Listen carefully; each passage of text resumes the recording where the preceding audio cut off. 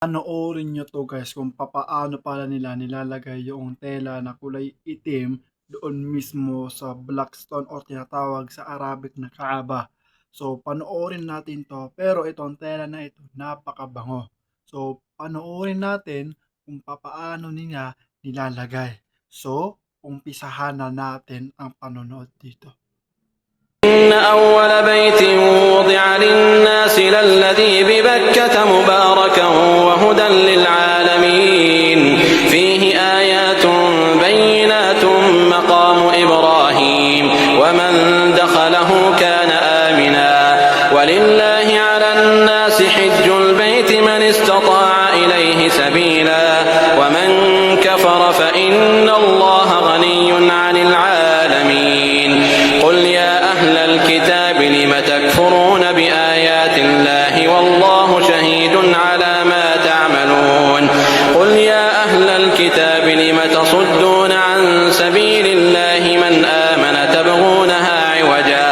تبغونها عوجا وأنتم شهداء وما الله بغافل عما تعملون يا أيها الذين آمنوا إن تطيعوا فريقا من الذين أوتوا الكتاب يردوكم بعد إيمانكم كافرين وكيف تكفرون وأنتم تتلى عليكم آيات الله وفيكم رسوله ومن يعتصم بالله فقد هدي إلى صراط مستقيم يا أيها الذين آمنوا اتقوا الله حق تقاته ولا تموتن إلا وأنتم مسلمون واعتصموا بحبل الله جميعا ولا تفرقوا واذكروا نعمة الله عليكم إذ كنتم أعداء فألف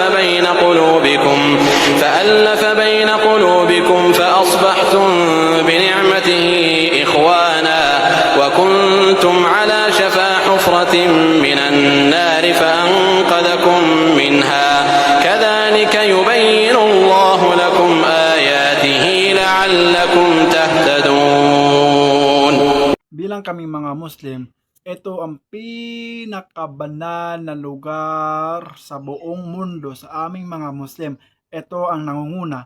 Pangalawa ang Madina, pangatlo naman ang Jerusalem. So ito yung Masjidil Haram, ito yung pinagpala, ito yung talagang lugar na ipinagpala, at pangalawa yung Madina.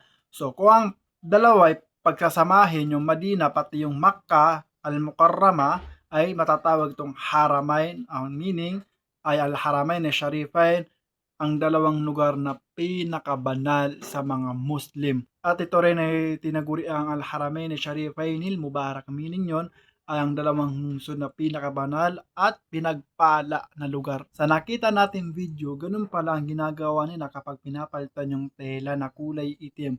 Actually, meron na rin dito sa Pilipinas yung mga yung nakapunta doon, pati yung nag-pilgrimage or tinatawag nilang Hajj, di ba? Pati yung mga nag-umrah itong Ramadan. Pero sabi daw nila, mayroon din daw dito sa Pilipinas. So, ang sabi daw nila, pagpasok po daw dyan mismo sa Makkah or tinatawag na Masjidil Haram, napakabango niyan. So, hanggang dito na lang. Bye!